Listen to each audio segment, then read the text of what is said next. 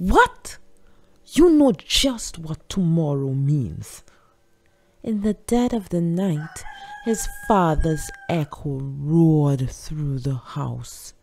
Itachi's first reaction was not fear of his father or concern about his rage.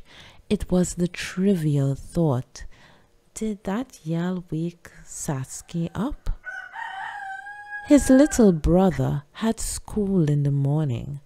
Knowing nothing of the ominous shadow that hung over the entire clan, Sasuke spent his days concentrating on himself and his own work.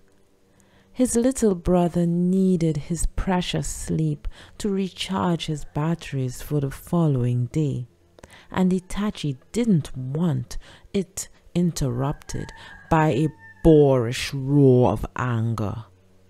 His father's room. His parents were both sitting in front of him. His father had his arms crossed and was glaring at his son, while beside him, his mother's eyebrows were raised and her mouth turned downward at the corners. Seeing this, Itachi realized for the first time that his mother and his father felt the same way.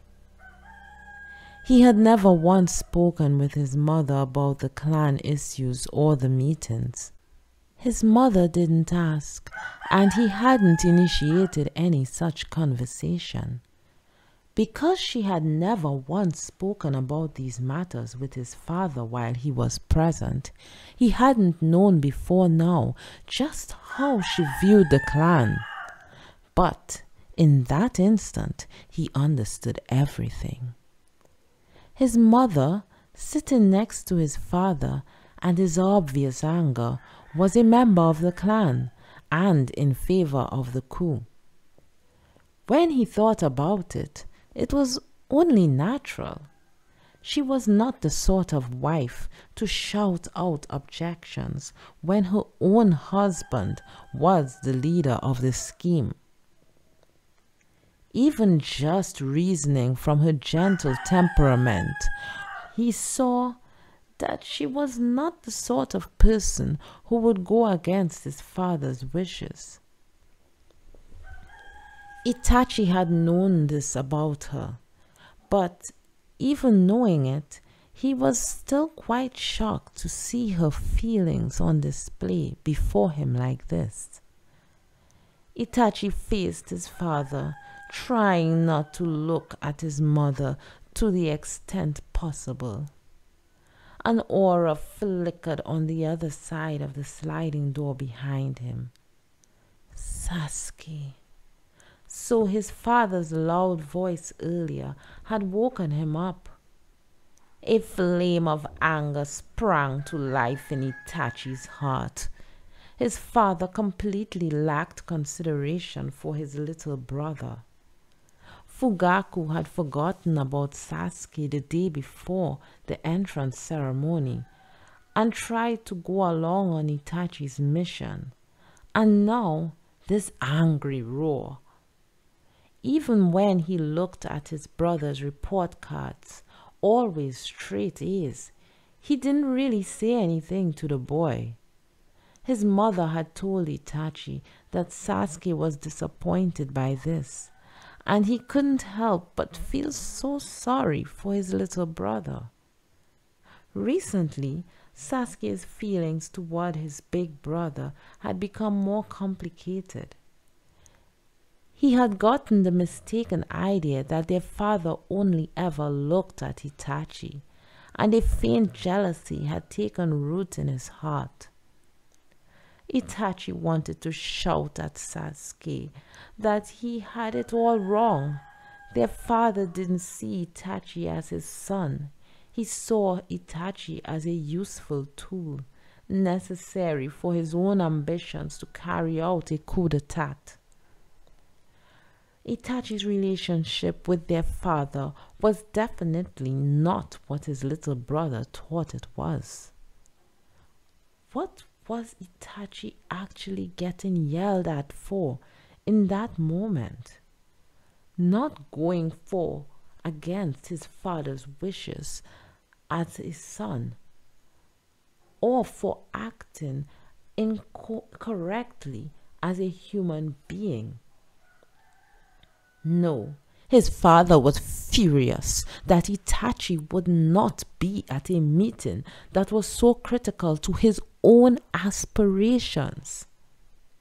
Itachi steeled himself and opened his mouth, as if to brush aside his father's hatred. I have a mission tomorrow. What mission? The foolish question exhausted Itachi. At the very least, his father knew that Itachi was obligated to keep Anbu missions confidential.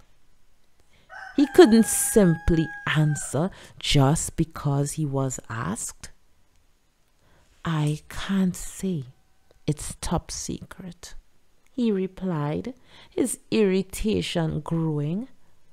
The naive questioning was an obvious annoyance. But he was also frustrated by the fact that his parents were so absorbed in the conversation that they didn't even notice his brother's aura. Hearing the words top secret, his father closed his eyes, arms still crossed. His always tightly closed lips were pressed even more firmly together, and he stayed silent, tension oozing from every pore on his body. His mother turned worried eyes on her husband. Both of their faces shone with a thin layer of sweat.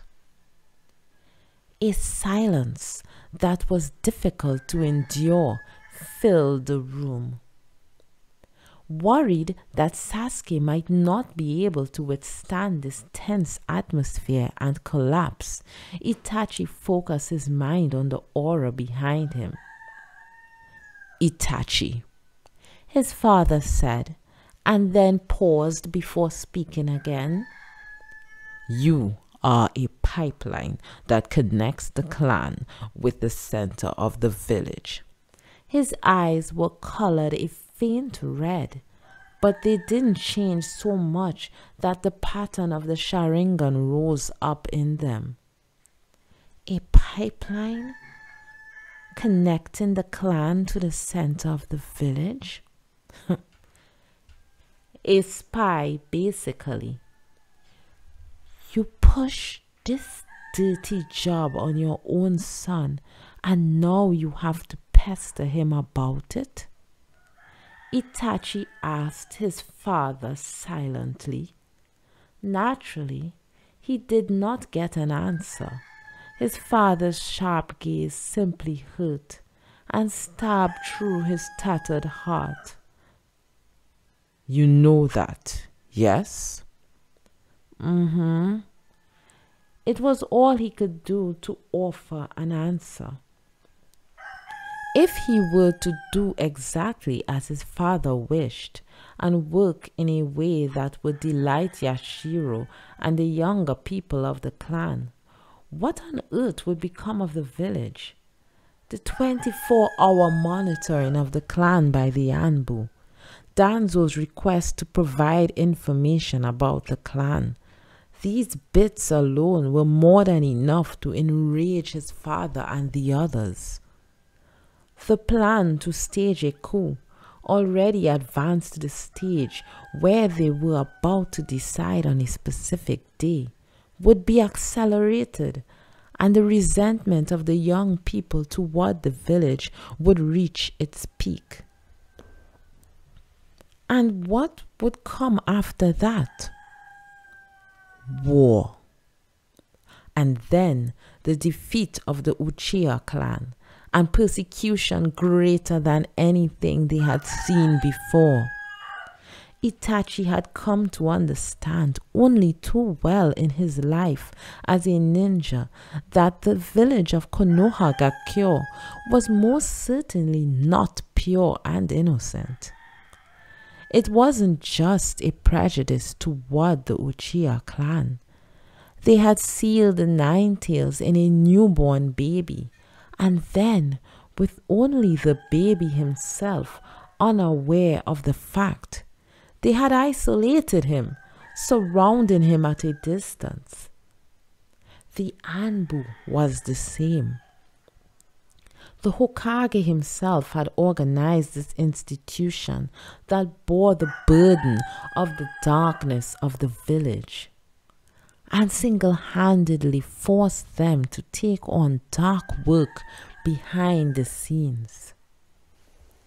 This village took the things it didn't want to look at, foisted them on someone else, and then pretended not to see.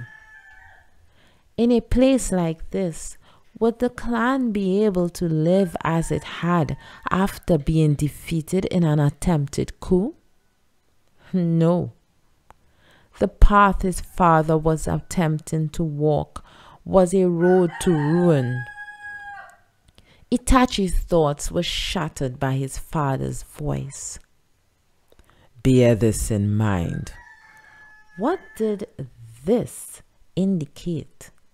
Floating in a sea of thought, Itachi had an instant loss of sight of what Fugaku was talking about. And then he remembered what his father was referring to, the pipeline connecting the clan with the center of the village. And you will come to the meeting tomorrow, his father continued. Itachi stayed silent. He could not go. He had promised Shisui. Still, he couldn't muster the energy to declare here and now that he would not go. If he did, his father would get even more enraged. And if that happened, this conversation would go on even longer. He couldn't sit here with his father any longer. Sorry, Sasuke. He apologized to his brother in his heart, before turning his eyes away from his father and toward the aura behind him. Sasuke, if you're done in the washroom, hurry up and go back to bed. In that moment, his mother and father appeared to notice his younger brother's presence for the first time. The sliding door behind Itachi slowly opened, and Sasuke stuck his head in apologetically. All right. His father stood up and looked at Sasuke. His eyes had already stopped seeing Itachi. What are you doing wandering around in the middle of the night? Hurry up and go to bed, Fugaku called, in a voice that was very close to a reprimand. The anger bleeding into his father's words wasn't purely toward his brother for being up so late. His anger at having an important discussion interrupted won out. Actually, that was all it was. Perhaps cleverly understanding their father's mental state, Sasuke simply answered, sadly, all right. He lifted his hanging head and turned toward Itachi. His eyes are blaming me for something. What on earth could his brother be blaming him for? Because he had revealed Sasuke's presence there? Or because the boy thought it was Itachi who had put their father in such a state? Or simply because he was jealous of his older brother having their mother and father all to himself? In Sasuke's eyes, brimming with emotion, there was a depth that did not allow Itachi to read the younger boy's true intentions. He was spurred by the urge to know what his brother was thinking, even if he had had to use the Sharingan, but he didn't actually do anything. there was only one thing in Itachi's heart: a desire to atone for having used his little brother to cut short the conversation with their father.